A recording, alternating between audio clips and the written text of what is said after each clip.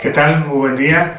Mi nombre es Alejandro Ruiz y les damos la más cordial bienvenida a este programa de Empresando la Entrevista. El día de hoy vamos a estar abordando el tema del bullying y le agradecemos que nos esté acompañando la psicóloga Alejandra Nava Sánchez. ¿Cómo estás, Ale? Muy bien, gracias. Buenas tardes, muchas gracias por acompañarnos.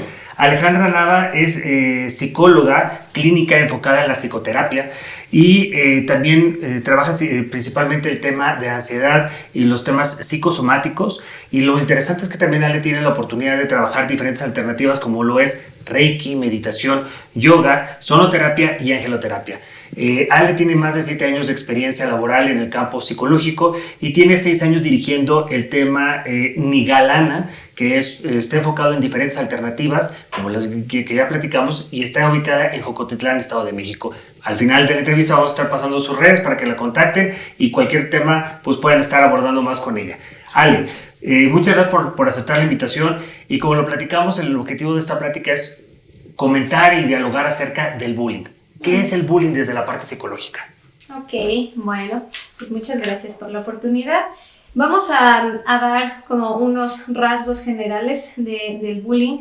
Vemos que justo se puso muy de moda, ¿no? Muy sonado este tema del violentómetro en las escuelas, que es una escala que la pueden ahí googlear.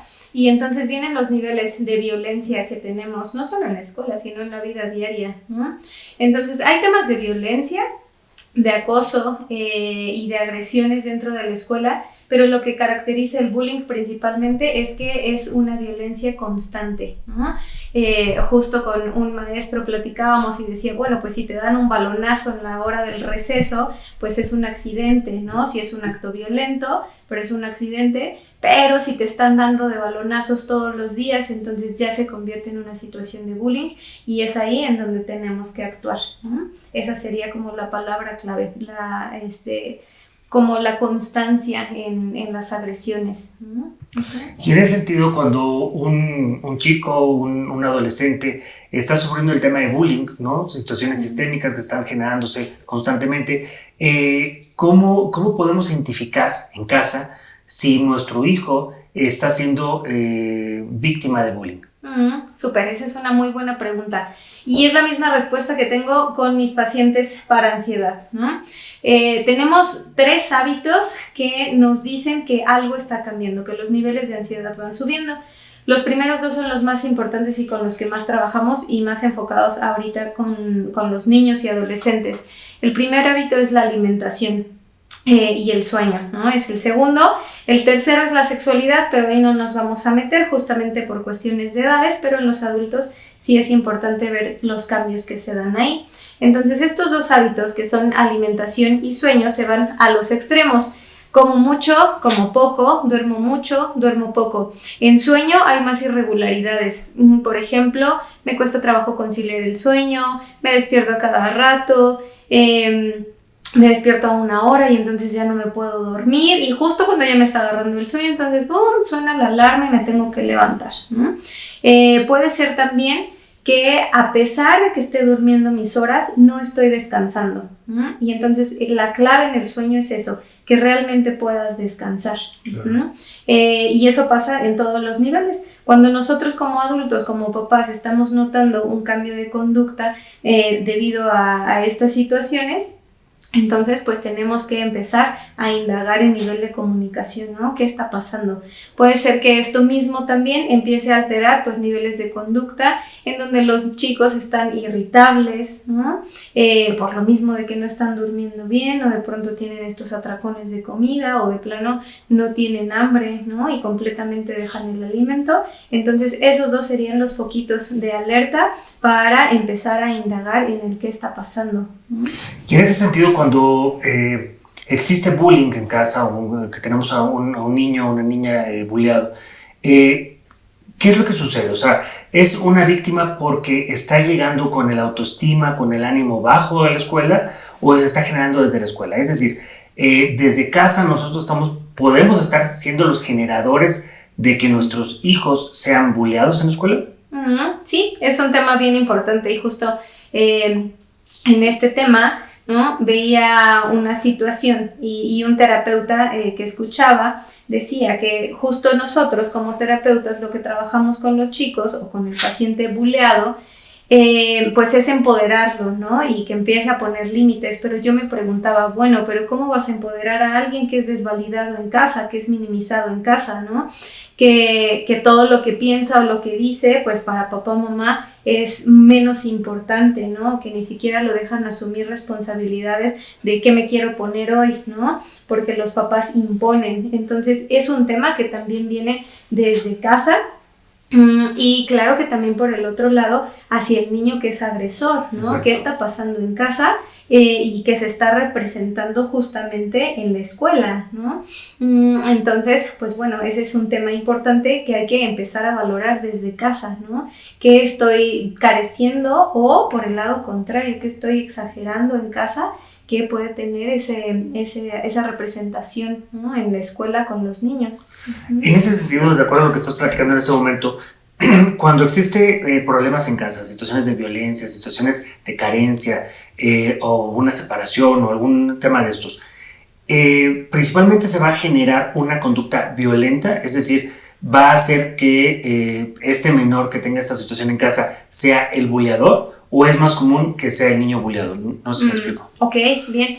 Sí, ese es una respuesta con dos salidas. Y entonces aquí yo siempre les digo a los papás que estén muy pendientes, ¿no? Cuando hay una situación que se altera en casa a nivel emocional, ya sea situaciones de abandono, de falta de atención, de mil cosas, ¿no? Que suceden en casa. Cuando algo está pasando, el niño lo va a representar en la escuela de dos maneras.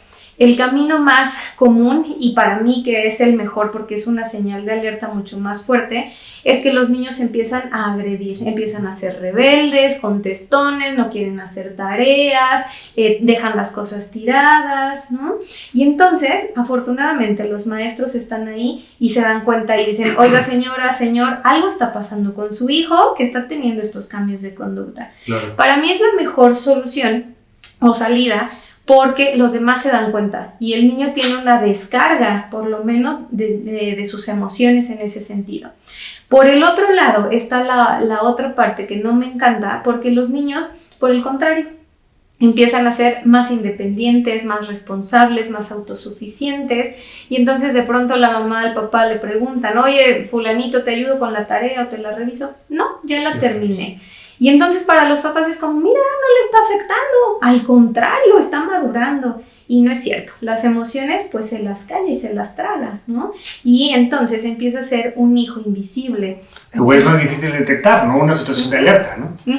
Sí, y entonces lo que sucede es que el niño a nivel mental dice, bueno, los dejo a ustedes con su despapalle, háganse bolas que yo me puedo hacer cargo de mí mismo. Y claro que es una situación que a nivel funcional, social, pues es muy bueno, ¿no? Porque hace pues adultos autosuficientes, pero a nivel emocional, personal, son adultos que carecen con carencias, ¿no? En ese sentido, de que papá, mamá pues ni siquiera se dieron cuenta de sus necesidades básicas, ¿no? A veces. Entonces, pues tenemos esas dos vertientes que también son foquitos de alerta. Excelente. Y en ese sentido, cuando desde la escuela se está generando este chico buleador, y cómo escoge el chico buleador a su víctima, qué es lo que está pasando, cómo definirlo, ¿no? O sea, ¿cuál es su objetivo? Ok, bueno, aquí también hay una situación de poder, ¿no? Tenemos que ver justamente qué está pasando en casa, cuáles son justo estas figuras de poder y cómo se está imponiendo, ¿no? Puede ser incluso que el valor de una persona esté depositado en su fuerza, en su poder, ¿no? Como en papá, por ejemplo, ¿no? Y entonces muchas veces nos vamos también a este lado, ¿en dónde está depositado el valor, ¿no? Y crecemos con esta idea de que, pues mi valor está en las calificaciones que saco, o ya después, ¿no? No, pues en el deporte en donde resalto. Pero cuando crecemos nos damos cuenta que ese valor no está depositado realmente ahí, porque si perdemos esa situación, pues nos venimos para abajo. Entonces tendríamos que ver justo eso, a nivel familiar, en dónde está depositado el valor y cómo se impone, ¿no? Yo siempre en el tema de límites les digo a los papás, es que un límite no necesita ser violento. Claro. A nosotros nos enseñaron eso desde una crianza autoritaria, ¿no? Es lo que yo digo, si quieres y si no, ni modo. Pero entonces nos damos cuenta que no, que un límite simplemente tiene que ser firme y coherente, ¿no? Y que además lo tengo que sostener. Entonces, claro que un niño que en casa lo mangonean como a los papás se les antoja, que no hay límites, pues claro que va a venir a imponer también sus reglas y va a venir a querer imponer pues este poder, ¿no? Esta lucha de poder inconsciente que tenemos, ¿no? Como acabas de mencionar una parte muy importante, coherente, ¿no? Como a veces, en muchas ocasiones, como padres, no somos coherentes, ¿no? Decimos una cosa y hacemos otra. Con nuestras palabras estamos diciendo ciertas cuestiones, pero con nuestras acciones, gestos y demás, pues estamos actuando de manera diferente y estamos generando esa confusión en nuestros hijos, ¿no? Sí, y justo el tema de límites, pues es eso, todo un tema, ¿no? En donde tenemos que ser congruentes con lo que decimos, con lo que pensamos, con lo que hacemos, y entonces los límites también han cambiado, ¿no? Porque los niños ya no tienen consecuencias. Me preguntaba una vez una señora en la escuela para padres, es que ¿por qué mis nietos ya se les suben a las pestañas, ¿no? A su mamá, a su papá, y yo le decía, claro, porque antes teníamos una crianza autoritaria y entonces ahora la generación de papás quiso hacer lo contrario. Claro. Como a mí me limitaron, ahora yo te dejo libre. Como muy permisivos. Ajá, y entonces vemos que no, ¿no?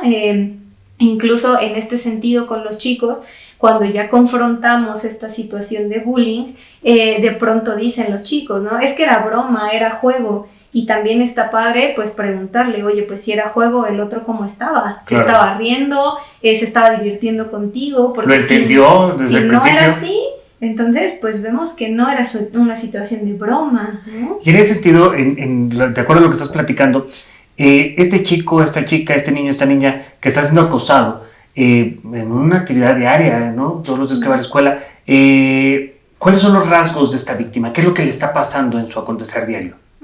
Ok, pues va a haber una disminución de la autoestima, ¿no? En donde claro que va a haber inseguridad, ¿no? Y entonces pues se va a desvalorizar, se va a minimizar él o ella solitos, ¿no? Claro que también, y regresando un poco a la pregunta anterior, ¿no? ¿Qué es lo que los conecta? Decía una de mis maestras que somos como piezas de rompecabezas que embonan, ¿no?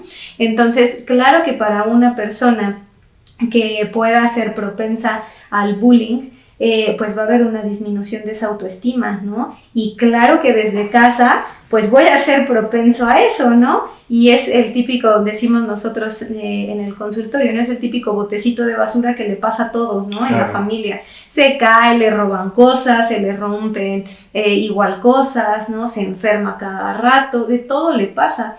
¿Por qué? Pues porque no hay esas defensas y esas fortalezas que le puedan ayudar a poner límites hacia los demás, ¿no? Entonces, pues es una situación que justamente embona la perfección. Pues qué interesante. En esta primera parte ya vimos un poco qué es el bullying, ¿no? Ya estamos entendiendo cómo se visualiza y cómo contextualizarlo desde la parte psicológica. Estamos hablando del empoderamiento en casa, ¿no? O sea, ¿qué es el empoderamiento? ¿En qué consiste? Y cómo podrá funcionar de una manera correcta, ¿no? Mencionabas aparte estos temas de los 3 hábitos, ¿no? O sea, cómo detectar cuando nuestro hijo, nuestra hija está teniendo un tema de bullying y es un tema desde los hábitos, desde un tema alimenticio, desde el sueño y la parte sexual, que esto no es, el tercero no lo vamos a abordar en esta entrevista, y entender la situación de poder, en dónde está, validar cuál es la situación de nuestros hijos, ¿no? Esos son los puntos que hemos platicado hasta el momento, y la parte del hijo invisible. ¿Cuántos de nosotros conocemos alguna situación del hijo invisible? Y a veces llegamos a recurrir a que cuando nuestro hijo es muy independiente, pues llegamos a cargarle la mano en diferentes temas, ¿no? Cosas que no le corresponden para su edad. Y vamos a cerrar este bloque con la siguiente pregunta, que es, ya una vez que identificamos estos rasgos en un niño bulleado, en los menores, el adulto, ¿qué tiene que hacer? ¿Cómo debemos de actuar como padres? ¿Cómo debemos de actuar desde la escuela para poder ayudar a este niño bulleado? Pues vamos, en el siguiente capítulo vemos esta parte. Perfectísimo.